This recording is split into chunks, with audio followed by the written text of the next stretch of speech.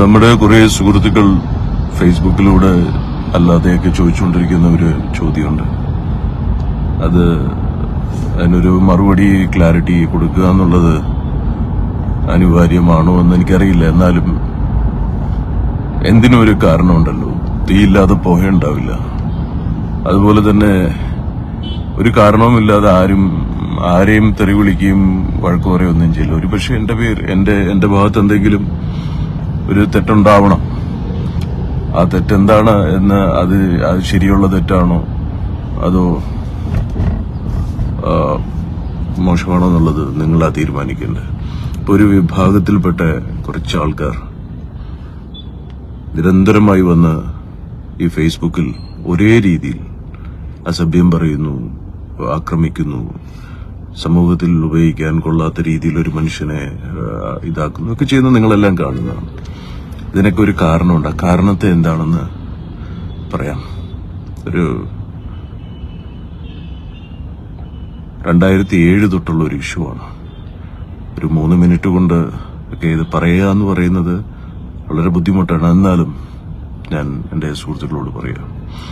2007 സമയത്ത് NDF ഉണ്ടായിരുന്ന ടൈമാണ്. ഇവര് നടത്തുന്ന തീവ്രവാദ പ്രവർത്തനങ്ങൾക്കെതിരെയൊക്കെ എനിക്ക് സംസാരിക്കേണ്ടതായിട്ട് വന്നു വളരെ ശക്തമായിട്ട്. അതിനിവര് ചെയ്ത പ്രതികാരം എന്ന് പറയുന്നത് ആ സമയത്താണ് സന്തോഷ് മാധവന്റെ വിഷയം വരുന്നത്. സന്തോഷ് മാധവന്റെ പേരില് എല്ലാവരെയും ആക്രമിക്കുന്ന എല്ലാ ഹിന്ദുക്കളെയും ക്ഷേത്രങ്ങളും എല്ലാം ഈ കമ്മ്യൂണിസ്റ്റ് ജിഹാദി കോക്കസ് അടിച്ചു തകർക്കുകയായിരുന്നു. ആ സമയത്ത് ആരും അതിനെതിരെ പ്രതികരിക്കേണ്ടായിരുന്നില്ല. ഇന്ന് കാണുന്ന ഇവിടുത്തെ പല ആൾക്കാരൊക്കെ ഉണ്ടല്ലോ ഹിന്ദുത്വം എന്നൊക്കെ പറഞ്ഞു നടക്കുന്നത്. ആ സമയത്ത് ആരെയും അവിടെ ഉണ്ടായിരുന്നില്ല. ആ സമയങ്ങളിൽ എല്ലാവരും പാവാടയുടെയും നൈറ്റിയുടെയൊക്കെ അടിയിൽ ഒളിച്ചിരിക്കുന്ന ഒരവസ്ഥ ഉണ്ടായിരുന്നത് കേരള ജനതയ്ക്ക് നല്ലപോലെ അറിയുന്ന. എന്നെ ഈ കേരളത്തിൽ വിട്ടതൊരു സ്പെഷ്യൽ മിഷന്റെ ഭാഗത്താണ്. എനിക്കത് എന്റെ പണി എനിക്കെടുക്കുന്നു. ഞാനതിന് പ്രതികരിച്ചു, ശക്തമായി പ്രതികരിച്ചു. മന്ത്രി ജി സുധാകരനുമായിട്ട് നല്ല ഇതുണ്ടായി. അദ്ദേഹം പറഞ്ഞത് ഹിന്ദു ക്ഷേത്രങ്ങളിൽ സ്ത്രീകൾ പോകുന്നത് അടിവസ്ത്രം ധരിക്കാത്ത ഈ പൂജാരിമാരുടെ അടിവസ്ത്രം മീൻസ് സീക്രട്ട് പാർട്സ് കാണാൻ വേണ്ടിയിട്ടാണ്. അങ്ങനെ ജി സുധാകരനെ, അത് മാത്രമല്ല ഇന്ത്യയിലെ സ്വാമിമാരൊക്കെ ഫ്രോഡാണ്, 90% അടിവസ്ത്രം ധരിക്കാത്തതാണെന്ന് പറഞ്ഞു. അപ്പൊ ഇതിനെതിരെ എനിക്ക് ഒരു ചുമ്മാതിരിക്കാൻ എന്റെ മനസ്സനുവദിച്ചില്ല. ഞാനതിന് പ്രതികരിച്ചു. തിരുവനന്തപുരത്തെ സംഘത്തിന്റെ BJPയുടെ ഒക്കെ ഗോപാൽജിയാണ് ഇതിനേക്ക് എന്നെ ആ സമയത്ത് കൂടുതൽ ഇത് പറഞ്ഞു. ഇതൊക്കെ കണ്ടിട്ട് മിണ്ടാണ്ടിരിക്കാൻ പറ്റും. നിങ്ങൾ നമ്മുടെ സന്യാസിമാരുടെ പണി ഇതല്ല, നിങ്ങൾ രാഷ്ട്രീയക്കാർ ഇത് ചെയ്തോളൂ എന്ന് പറഞ്ഞു. അങ്ങനെ അത് കഴിഞ്ഞിട്ട് അതിനുശേഷം ഉള്ള തിരുവനന്തപുരത്തുനിന്ന് കൊച്ചിയിലേക്കുള്ള യാത്രയിൽ ജി സുധാകരനെ വിളിച്ച് സംസാരിച്ചു. നല്ല വാക്താർക്കമായി അദ്ദേഹവും ഞാനുമായിട്ടുണ്ടായ ഒരു ഇത്. പിന്നെ അത് കൂടി അദ്ദേഹത്തിന് ഹിന്ദുക്കളെ ഇങ്ങനെ അപമാനിച്ചു കഴിഞ്ഞാൽ അയാളെ അടുത്ത് ഇങ്ങോട്ട് പറഞ്ഞത് നീ തല്ലു മേടിക്കുന്നു. ഞാൻ പറഞ്ഞു എന്റെ കയ്യിൽ എന്താ അപ്പം ചുട്ടു വെച്ചിരിക്കുകയാണോ എന്ന് ചോദിച്ചു. തന്റെ ഓഫീസിലോ വീട്ടിലോ വരും തന്തയ്ക്ക് പറഞ്ഞവനാണെങ്കിൽ നേരിട്ട് തല്ലെന്ന് പറഞ്ഞു. അതായത് ഭയങ്കര പ്രശ്നമായി. അതിന്റെ അടുത്ത ദിവസങ്ങളിലാണ് എന്റെ വീട്ടിലേക്ക് ഇവരെല്ലാരും കൂടെ ഒരുമിച്ച് കയറി ആക്രമിക്കാൻ വരുന്നത്. അത് എന്റെ അമ്മേനെ എന്റെ അമ്മയല്ല എന്ന് പറഞ്ഞു. ഒരു മകന്റെ അതായത് എന്റെ ജീവിതത്തിൽ എനിക്ക് ഏറ്റവും വലുത് എന്റെ അമ്മയാണ്. നിങ്ങളെപ്പോലെ തന്നെ അമ്മമാരെ സ്നേഹിക്കുന്ന മക്കൾക്ക് എന്ത് തോന്നുമെന്നറിയാം. എന്റെ അമ്മേനെ എന്റെ അമ്മയല്ല എന്ന് പറഞ്ഞ്, എന്റെ അമ്മേനെ എന്റെ വെപ്പാട്ടിയാണെന്ന് പറഞ്ഞ് എന്റെ വീട് ആക്രമിക്കാൻ വന്ന 10-60-70 പേര് വന്ന ഞാൻ തോക്കല്ലാതെ പിന്നെ അവിലും മലരുമാണ് ഞാൻ എടുക്കേണ്ടത്. ഞാൻ എടുത്തത് തോക്ക് തന്നെയാണ്. പക്ഷെ എന്നെ ഈ മാധ്യമങ്ങളും ഇവരുടെ ഇടത് മാധ്യമങ്ങളും ഇവരും എല്ലാരും കൂടെ എന്നെ ഒരു കോമാളിയാക്കി കേരളത്തില്.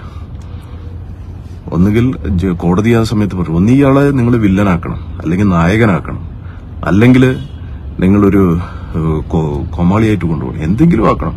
വില്ലനോ നായകനോ കോമാളിയോ ഇതെല്ലാം കൂടെ ഒരാളാണെന്ന് പറയുന്നതിൽ അർത്ഥമുണ്ടോ? ഇവര് 33 സാക്ഷികളെ എനിക്കെതിരെ വെച്ചിതാക്കി. ഈ സംഭവം നടക്കുന്ന മെയ് 17 2008. നിങ്ങൾ ഇച്ചിരി വിവരം ബുദ്ധിയൊക്കെ ഉള്ളവരിത് കാണുന്നത് അറിയാം, അതുകൊണ്ട് തന്നെ പറയും. മെയ് 17 ഇവിടുത്തെ കേരളത്തിലെ പോലീസുകാർക്കും അറിയാം. പലതും ഉണ്ണിരാജ് അദ്ദേഹം സഫാരി ചാനലിൽ ഇതിനെപ്പറ്റി പറഞ്ഞു. അദ്ദേഹം ഒരു നല്ല ഓഫീസറാണ്. പക്ഷേ അദ്ദേഹം പോലീസ് എഴുതി വെച്ച ഭാഷയും പോലീസിന്റെ റിപ്പോർട്ടിനെ ബേസ് ചെയ്താണ് അദ്ദേഹം പറഞ്ഞത്. അദ്ദേഹത്തിന് അറിയാം എന്താ അവിടെയൊക്കെ സംഭവിച്ചതെന്ന്. കോടതിയിൽ കൊടുത്ത മൊഴികളും എല്ലാം അവിടെ വ്യക്തമാണ്. കാരണം അവർക്ക് അതിൽ നിന്നും ആ ഒരു ഇതിൽ നിന്ന് പിന്നെ അവർക്കൊന്നും മാറി പറയാനോ മാറി ചിന്തിക്കാനോ ഒന്നും പറ്റില്ല. ഞാൻ ആ ടോപ്പിക്കിലേക്ക് അല്ല പോകുന്നത്. ഞാനൊരു റീസൺ ബിഹൈൻഡ് സർട്ടൻ തിങ്സ് അത് ഞാൻ പറയാം. എന്നിട്ട് ഇവര് മെയ് 17, 2008 ഈ പോലീസ് സ്റ്റേഷനിലെ മാധ്യമപ്രവർത്തകർ വന്നുണ്ടാക്കിയ പ്രശ്നങ്ങൾ പല വീഡിയോസിലും യൂട്യൂബിലുണ്ട്. ഞാനത് പല ചാനൽസിനും എക്സ്പ്ലെയിൻ ചെയ്ത കാര്യം. ഇവരെന്നിട്ട് എന്താ ചെയ്തതെന്ന് വെച്ചാൽ എന്നെ 307 ചാർജ് ചെയ്ത് സിഐനെ വെടിവെച്ച് കൊല്ലാൻ ശ്രമിച്ചു എന്നുള്ള കുറ്റം ആരോപിച്ച് എന്നെ പിടിച്ചു 31 ദിവസം പിടിച്ച് ജയിലിലടിക്കുന്നു. ആ ദിവസം തൊട്ട് തന്നെ VS അച്യുതാനന്ദൻ എനിക്കെതിരെ ഘോര പ്രസംഗിച്ചു. സന്തോഷ് മാധവൻ എന്നെയും കൂടെ കമ്പയർ ചെയ്തുകൊണ്ടാണ് പ്രസംഗിച്ചത്. എന്നിട്ട് ആ ഒടുവിൽ എന്തായി, 31 ദിവസം കഴിഞ്ഞ് ഞാൻ ജയിൽ മോചിതനായി ഞാൻ പുറത്തു വരുന്നു. ഞാൻ ഈ അന്വേഷണ ഉദ്യോഗസ്ഥനായ എബ്രാഹിമിന്റെ അടുത്ത് ചോദിച്ചു, DCRBയിലെ DOSP ആണ്, അദ്ദേഹത്തിന്റെ അടുത്ത് ചോദിച്ചു, എന്തിനാ നിങ്ങൾ എനിക്ക് ഒരു കള്ളക്കേസ് തന്നത്? ഞാനെപ്പോഴും സിഐനെ വെടിവെച്ച് കൊല്ലാൻ ശ്രമിച്ചു. അപ്പൊ അദ്ദേഹത്തിന് അറിയാം എന്റെ അവസ്ഥ, ഞാൻ ഇന്നസെന്റ് ആയിരുന്നു അതിലെന്നറിയാം. അദ്ദേഹം പറഞ്ഞ വാക്കെന്ന് പറഞ്ഞാൽ ഇത് സർക്കാരിന്റെ പ്രഷറായിരുന്നു, നമുക്കൊന്നും ചെയ്യാൻ പറ്റില്ല, നിങ്ങൾ പേനയും പേപ്പറും എടുത്തൊന്ന് എഴുതി വെക്കാൻ പറഞ്ഞ ദിവസവും ഡേറ്റ്. അയാൾ പേന എടുത്ത് പേപ്പർ എടുത്ത് എഴുതി. ഞാൻ ചോദിച്ചു ഏത് വകുപ്പാണെന്ന് എനിക്ക് തന്നത്? 307 IPC. ഞാൻ പറഞ്ഞു ഏത് വെപ്പൺ ഉപയോഗിച്ചിട്ടാണ് ഈ സംഭവം ഉണ്ടായെന്ന് ചോദിച്ചു. Here is the point. അദ്ദേഹം വേണ്ടിയില്ല. പറഞ്ഞു പറഞ്ഞു അത് സ്വാമിക്ക് അറിയാലോ എന്ന് പറഞ്ഞു. കാരണം തോക്കെന്ന് പറയാൻ അദ്ദേഹത്തിന് ഒരു മടി. കാരണം തോക്ക് സ്വാമി എന്ന് പറഞ്ഞ് പരിഹസിക്കുകയാണല്ലോ. എന്താണ് ഈ, കാരണം മലയാളിക്ക് അറിയില്ലല്ലോ എന്താണ് കഥയെന്ന്. ഒരാൾ എന്തെങ്കിലും പറഞ്ഞ അപ്പൊ തന്നെ അതേ രീതിയിൽ അങ്ങ് ഗമിക്കുകയാണ്. സോ ഫൈനലി ഹി റോട്ട് തോക്കാണെന്ന് പറഞ്ഞു. അതിലെഴുതി വെച്ചു. ഞാൻ പറഞ്ഞു ഈ കലണ്ടറിൽ ഈ ദിവസം ഒന്ന് ഓർത്തു വെച്ചോളൂ ദേവിയത് ഈ കലണ്ടറിൽ ഈ ദിവസം ഒന്ന് ഓർത്തു വെക്കണം. മെയ് 17, 2008. നിങ്ങളുടെ ഡിപ്പാർട്ട്മെന്റ് ഇതിന്റെ അനന്തരഫലം അനുഭവിക്കും. അടുത്തൊന്ന് വേറൊരു ഉദ്യോഗസ്ഥൻ തമാശയ്ക്ക് ചിരിച്ചു. ഇവൻ എന്ത് തേങ്ങ ചെയ്യാൻ പോവാണ് സാറേ, ഇവനാകെ ഇവന്റെ എല്ലാം മാധ്യമങ്ങളിലെല്ലാം ഇങ്ങനെ കണ്ടില്ല. അവർ മാധ്യമങ്ങളിലാണ് വിശ്വസിക്കുന്നത്. മാധ്യമത്തിന്റെ ക്രെഡിബിലിറ്റി ഇല്ലാണ്ടാവുന്ന തുടക്കവും കൂടിയാണ്. ഇപ്പൊ നിങ്ങൾ ആരും കേരളത്തിലൊന്നല്ല, ലോകത്താരും ഇവിടെ മാധ്യമങ്ങളെ വിശ്വസിക്കാത്ത അവസ്ഥയെത്തി. ഇതിന്റെയൊക്കെ തുടക്കങ്ങൾ ഓരോ രീതികളിലൂടെ മനസ്സിലാക്കണം. എല്ലാവരെയും ഒരേ രീതിയിൽ അണ്ടർ എസ്റ്റിമേറ്റ് ചെയ്യുന്ന, നമുക്ക് കഴിയാത്തൊരു കാര്യം വേറൊരാൾ ചെയ്യുമ്പോൾ അതില്ല എന്ന് പറയുന്ന, അബ്ദുൽ കലാം സാറിനെ പോലും പരിഹസിക്കുന്ന ഒരു നാട്ടിലാണ് ഞാനും ജനിച്ചത്, കേരളത്തിൽ. ഈ മെയ് 17 ശേഷം നടന്നൊരു വിഷയമാണ് ഇതിനൊക്കെ ഇവർക്ക് ഇത്രയും ഇതേ മെയ് 17 ഏപ്രിലുമല്ല, ജൂണിലുമല്ല, മെയ്യില് 16-നുമല്ല, 18-നുമല്ല, 17-നും തന്നെ ഇവരുടെ ഏറ്റവും വിലപ്പെട്ട ഭീമാപള്ളിയിൽ ഒരു വെടിവെപ്പ് ഉണ്ടാവുന്നു 17-ാം തീയതി. അതിനാസ്പദമാക്കി മാലിക് എന്ന് പറയുന്ന ഒരു സിനിമ ഉണ്ടാവുന്നുണ്ട്. അതിലൊരു കളക്ടർ ആക്രമിക്കപ്പെട്ടു എന്ന് പറഞ്ഞൊരു കഥ പറഞ്ഞു. അങ്ങനെ ഒരു കളക്ടറൊന്നും അവിടെ ആക്രമിക്കപ്പെട്ടിട്ടില്ല. അത് ഈ നാണക്കേട് കൊണ്ട് ഓരോ സ്ഥലത്തും ഓരോ ഇതും പാച്ചപ്പ് ചെയ്യാൻ ശ്രമിക്കുന്ന ഇതാണ്.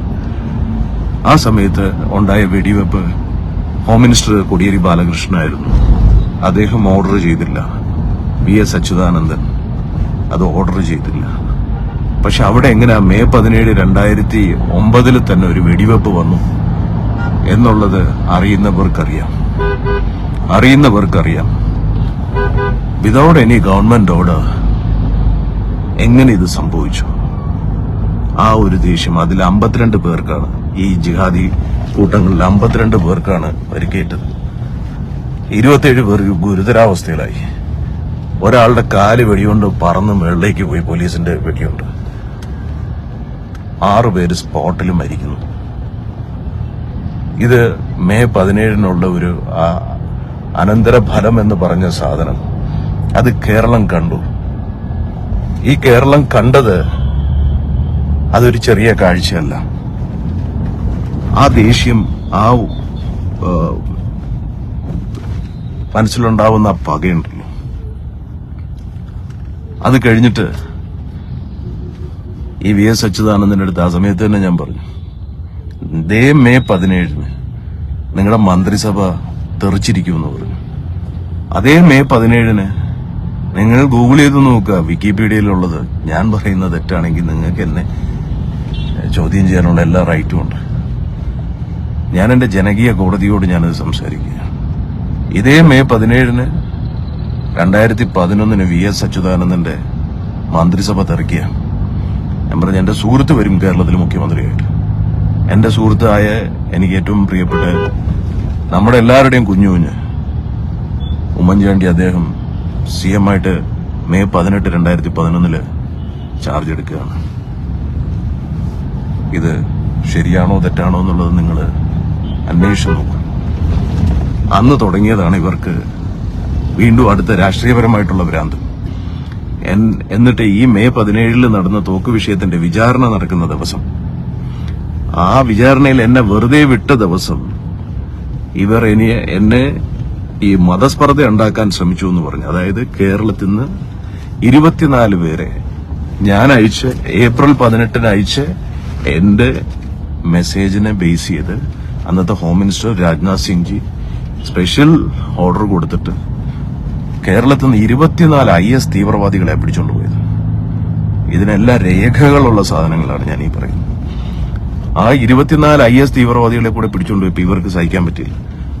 അങ്ങനെ കൊച്ചിയിലെ പോലീസിൽ ഞാൻ പറയില്ല 100% നല്ലവരല്ല, സന്യാസിമാരിലും 100% നല്ലവരല്ല, എല്ലാത്തിലും കൊണ്ട് തന്തയില്ലാത്തവന്മാര്.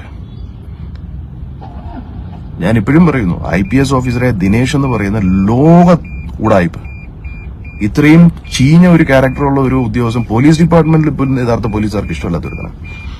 അവനും അവന്റെ കൂടെയുള്ള ഒരു വിജയനും ഇവനെയൊക്കെ അങ്ങനെ സംബോധന ചെയ്യാൻ പറ്റില്ല. കാരണം രാജ്യദ്രോഹികൾക്കെതിരെ, മയക്കുമരുന്ന് മാഫിയകൾക്കെതിരെ റിപ്പോർട്ട് കൊടുത്തപ്പോ അവന്മാരുടെ എന്തൊക്കെ മേടിച്ചു എന്നുള്ളത് അന്വേഷിച്ച് മനസ്സിലാക്കേണ്ട കാര്യങ്ങൾ എനിക്ക് പറയാൻ ഞാൻ താല്പര്യപ്പെടുന്നില്ല. അത്രയും വിടക്കായ അവന്മാരെ സൂചിപ്പിക്കാൻ വേണ്ടിയിട്ട് ഈ പറയുന്ന ഞാൻ ആർക്ക് വേണ്ടിയാണോ ഫൈറ്റ് ചെയ്തത് അല്ലെങ്കിൽ ആർക്കെതിരെയാണോ ഫൈറ്റ് ചെയ്തത് അത് മനസ്സിലാക്കാതെ അവന്മാർക്ക് വേണ്ടിയിട്ട് മതസ്പർദ്ധ ഉണ്ടാക്കാൻ ശ്രമിച്ചു എന്ന് പറഞ്ഞാൽ എന്നെ പിടിച്ച് 59 ദിവസം കേരള ചരിത്രത്തിൽ ഒരുപക്ഷെ ഞാനാണ് ആ ഇതിൽ ആദ്യത്തെ വിക്ടിം. 59 ദിവസം എന്നെ പിടിച്ച് കാക്കനാട് ജയിലിലിട്ടു. ആ കാക്കനാട് ജയിലിലിട്ട് മദനിയുടെ വണ്ടി കത്തിച്ച പ്രതികളെല്ലാവരും കൂടെ അവിടെ ഇട്ട് എന്നെ കൊല്ലാൻ ശ്രമിച്ചു. അവിടെ ജയിലിൽ നമ്മുടെ പിള്ളേരും നമ്മുടെ ഇതും മനസ്സിലാക്കിയിട്ട് അവന്മാർക്ക് ഒരു കോപ്പും അവിടെ ചെയ്യാൻ പറ്റിയില്ല. യഥാർത്ഥ ജയിലെന്ന് പറയുന്ന വേറൊരു ലോകമാണ്. ജയിലിനകത്ത് കയറി മനസ്സിലാക്കണം. പുറത്തുനിന്ന് ഈ അതും ഇതും പറയുന്നതല്ല ജയില്. അവിടുത്തെ ഉദ്യോഗസ്ഥർക്കറിയാം. അവരെല്ലാവരും വളരെ സീരിയസ് ആയിട്ടുള്ളതുകൊണ്ട് അന്ന് ജയിലിൽ വേറെ അനർത്ഥങ്ങൾ സംഭവിച്ചില്ല. നിങ്ങൾ ഓർക്കണം, ഇതെല്ലാം മെയ് 17 ഉണ്ടായതിന്റെ പകയാണ്. എന്നിട്ട് എനിക്കെതിരെ ഈ കേസ് തന്നിട്ട് അവിടുന്ന് ഞാൻ ജയിൽ മോചിതനായിട്ട് 59 ദിവസം കഴിഞ്ഞ് DGP ബെഹ്റയെ വിളിക്കുന്നു. ബെഹ്റ എന്റെ അടുത്ത് പറഞ്ഞു, ഞാൻ ചോദിച്ചു നിങ്ങളുടെ പോലീസ് എന്ത് തന്തയില്ലായ്മയാണ് മിസ്റ്റർ ബെഹ്റ കാണിക്കുന്നത്? ഇങ്ങനെ തന്നെ ഞാൻ ചോദിച്ചു, മിസ്റ്റർ ബെഹ്റ നിങ്ങളുടെ പോലീസ് എന്ത് തന്തയില്ലായ്മയായി കാണിക്കണേ? ഞാനൊരു പോലീസ് ചോരയിലുള്ള ആളാണ്. ഈ രാഷ്ട്രീയക്കാരുടെ പ്രശ്നം താങ്ങാൻ വേണ്ടിയിട്ടും ഏതെങ്കിലും രാഷ്ട്രീയക്കാരെയും ഏതെങ്കിലും ഈ ക്രിമിനൽസിനെയും സൂചിപ്പിക്കാൻ വേണ്ടിയിട്ട് ഇത്രയും പവിത്രമായ ഒരു ഡിപ്പാർട്ട്മെന്റിനെ മിസ്ലീഡ് ചെയ്യാൻ പാടില്ല, മിസ്യൂസ് ചെയ്യാൻ പാടില്ല. എല്ലാവരും അതിന്റേതായ ഇത് പഴി കേൾക്കേണ്ടി വരും. നല്ല ഉദ്യോഗസ്ഥന്മാർക്കും അതിന്റെ ചീത്തപ്പേര് വരും. പറയുമ്പോൾ പോലീസ് അത് ചെയ്തെന്നേ പറയുള്ളൂ. പോലീസിൽ ഒരു വ്യക്തി ചെയ്തെന്ന് പറയത്തില്ല. ഒരു കാവ്യട്ടോ ഒരുത്തൻ എന്തെങ്കിലും തെമ്മാടിത്തരം കാണിച്ചാൽ സ്വാമിമാര് ചെയ്തെന്നേ പറയുള്ളൂ, ആ വ്യക്തിയുടെ പേര് വരില്ല. അതാണ് സമൂഹത്തിന്റെ ഒരു സ്വഭാവം. അങ്ങനെ അദ്ദേഹം പറഞ്ഞു, ഇല്ല നമുക്ക് നേരിട്ട് സംസാരിക്കും, പ്ലീസ് കം എന്ന് പറഞ്ഞു.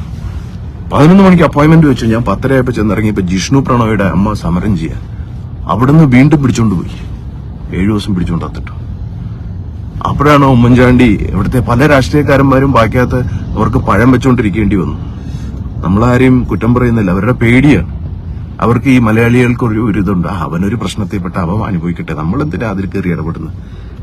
സാമൂഹ്യ പ്രതിബദ്ധതയില്ല. അവിടെയാണ് ഉമ്മൻചാണ്ടിയുടെ ക്വാളിറ്റി ഞാൻ കണ്ടത്. അദ്ദേഹം പറഞ്ഞു, സ്വാമി എന്ത് തെറ്റ് ചെയ്തിട്ട് അതിൽ പിടിച്ചോണ്ടുപോയത്? സ്വാമി നിരപരാധിയല്ലേ എന്ന് ചോദിച്ചു. ആ ഗ്രാറ്റിറ്റ്യൂഡ് എന്നും എനിക്കുണ്ട്. ആ കുടുംബത്തിനോടും അതുകൊണ്ട് തന്നെയാണ് എന്റെ രാഷ്ട്രീയം മാറ്റിവെച്ചിട്ട് ഞാനൊരു BJPയുടെ ഒരു ഭാഗമായിട്ടുള്ള ആളാണ്. ഞാനൊരു പഴയ RSS ആണ്. ഞാൻ BJPനെ സപ്പോർട്ട് ചെയ്യുള്ളൂ എന്ന് എല്ലാവർക്കും അറിയാം. പക്ഷെ എന്നാൽ വ്യക്തിപരമായിട്ട് എനിക്ക് ഒരുപാട് നേതാക്കളും സുഹൃത്തുക്കളും എനിക്കുണ്ട്. അവരുടെ ക്വാളിറ്റി അനുസരിച്ച് ഇപ്പം ശശി തരൂരിന്റെ കേസിൽ ഞാൻ രാഷ്ട്രീയം നോക്കാതെ ഞാൻ ശശി തരൂരിനെ സപ്പോർട്ട് ചെയ്ത് എന്തെന്ന് വെച്ചാൽ നമ്മുടെ നാടിന്റെ വികസനത്തിന് നല്ലൊരു നേതാവ് വേണം. ആ തിരുവനന്തപുരത്ത് പ്രസ്റ്റീജിയസ് ആയിട്ടുള്ള ഒരു ക്യാരക്ടർ എന്ന് പറയുന്നത് ശശി തരൂറാണ്. അപ്പൊ ഞാൻ അദ്ദേഹത്തിന് വോട്ട് കൊടുക്കാൻ ഞാൻ പറഞ്ഞത് എന്താന്ന് വെച്ചാൽ അത് നമ്മുടെ ഒരു അഭിമാനമാണ്. പക്ഷെ മലയാളികളുടെ ഇതെന്താ, ശശി തരൂർ ഇപ്പോഴത്തെ പുതിയ ഭാര്യന്ന് സുനന്ദ പുഷ്കറിനെ കളഞ്ഞ് ഇപ്പൊ പുതിയ ഒരുത്തിനെയാണല്ലോ കൊണ്ടുനടക്കുന്നത്. അയാൾ എത്ര സ്ത്രീകളുമായിട്ട് ബന്ധപ്പെട്ടു? അല്ലെങ്കിൽ മോഹൻലാലിനെ എടുത്തു, മോഹൻലാലിന്റെ ആക്ടിംഗ് അല്ല, മോഹൻലാൽ ഇപ്പൊ ആരെയാണ് ഉപയോഗിക്കുന്നത്? അല്ലെങ്കിൽ ആ നടി ഈ നടിയായിട്ട് എന്താ ബന്ധം? ഇങ്ങനത്തെ ഒരു ഗുണമില്ലാത്ത കാര്യങ്ങൾക്കാണ് ഇപ്പൊ എന്നെ പറ്റി സംഭവിക്കുക. അയാള് മറ്റു പണിയാണോ നടത്തുന്നത്? ഏതു തരം വെടിയാണ് അയാൾ വെക്കുന്നത്? എനിക്ക് വെടിവെക്കണമെന്ന് തോന്നിയാണെങ്കിൽ ഞാൻ വെടിവെക്കും. അതിനെന്താ കുഴപ്പം? നിങ്ങൾക്ക് വെടിവെക്കണോ? നിങ്ങളും വെടിവെച്ചു. ഈ ലോകത്ത് ഇതൊന്നും അല്ല. നമ്മളെ കൊണ്ട് എന്ത് ഗുണം ഒരാൾക്ക് ചെയ്യാൻ പറ്റുന്നു എന്നുള്ളതാണ് നമ്മൾ കാണേണ്ടത്. നമ്മളുടെ ഉള്ളിൽ എന്ത് പ്രത്യേകതകളുണ്ടെന്ന് നമ്മൾ തിരിച്ചറിയണം. മറ്റൊരാളുടെ ഉള്ളിൽ എന്ത് പ്രത്യേകത ഉണ്ടെന്ന് തിരിച്ചറിയണം. അവനാണ് തിരിച്ചറിവുള്ളവനാണ് ജ്ഞാനി, വിവേകി എന്നൊക്കെ പറയുന്നത്. അറിവ് ഒരുപാട് പേർക്കുണ്ടാവും, പക്ഷെ തിരിച്ചറിവില്ല. അതാണ് നമ്മുടെ ആൾക്കാരുടെ ഏറ്റവും വലിയ പ്രശ്നം. വേറൊരാൾ പറയുന്ന കേട്ട് അങ്ങനെ അങ്ങ് പറയും. നമ്മളെ ഉപദ്രവിച്ചിട്ടുണ്ടോ, നമ്മുടെ ശത്രുക്കളാണോ, ഓക്കെ, നിങ്ങൾ പ്രതികരിക്കൂ. ഞാൻ ഈ ഫൈറ്റ് ചെയ്തത് എന്തിനു വേണ്ടി? ഇപ്പോഴും പലതും ചെയ്തുകൊണ്ടിരിക്കുന്ന എന്തിനു വേണ്ടി? ഇതിനുശേഷം ലാസ്റ്റ് നടന്നതാണ് മോദിജിയുടെ അമിത്ഷാജിയുടെ അനുഗ്രഹം കൊണ്ടും ഒരുപാട് സ്വയംസേവകരുടെ കൂട്ടായ പ്രവർത്തനയും അനുഗ്രഹം കൊണ്ടും ഞാൻ പറഞ്ഞതുപോലെ ഞാൻ ഫേസ്ബുക്കിൽ സ്ഥിരം പറഞ്ഞുകൊണ്ടിരുന്ന കാര്യമാണ്, PFIക്ക് പണി തരും, പണി കിട്ടുമെന്ന്. 2000 പേരെ സെന്റർ എടുത്ത് അകത്തിട്ടു. അതും എന്ന് സംഭവിച്ചു എന്ന് കൂടെ പ്രിയപ്പെട്ട എന്റെ സുഹൃത്തുക്കൾ മനസ്സിലും 22/9 എന്റെ ബർത്ത്ഡേ ഡേറ്റിന്. ഇപ്പൊ ഇത്രയും ഒരു സംഭവം അടുപ്പിച്ചുണ്ടാവുമ്പോ ഇവരെന്നെ വന്നിങ്ങനെ തെറി വിളിക്കുന്നതിലും ഇവരെന്നെ ഇങ്ങനെ ആക്രമിക്കുന്നതിലും എന്നെ പുറത്തിറങ്ങിയാൽ അത് ചെയ്യും ഇത് ചെയ്യും എന്നൊക്കെ പറയുന്നതിൽ തെറ്റ് പറയാൻ പറ്റുമോ? ഒരു തെറ്റും പറയാൻ പറ്റില്ല. അതുകൊണ്ട് തന്നെയാണ് ഞാൻ മിണ്ടാണ്ടിരിക്കുന്നത്. അല്ലാതെ ഇവരോട് പ്രതികരിക്കാൻ പറ്റാഞ്ഞിട്ടല്ല. ഇവര് പ്രതികരിക്കുന്നത് നേരിട്ട് വന്ന് മറ്റുള്ളവരൊക്കെ പ്രതികരിക്കാൻ ശ്രമിച്ചതുപോലെ അവരും പ്രതികരിക്കട്ടെ. ബാക്കിയുള്ള കാര്യം പിന്നീട്. ഇപ്പോ എന്റെ ഭാഗം ഞാൻ നിങ്ങളോട് ക്ലിയർ ചെയ്ത് കഴിഞ്ഞു. ഇനി നിങ്ങളുടേതായ യുക്തിയിൽ നിങ്ങൾ ചിന്തിക്കുക. പ്രണാം.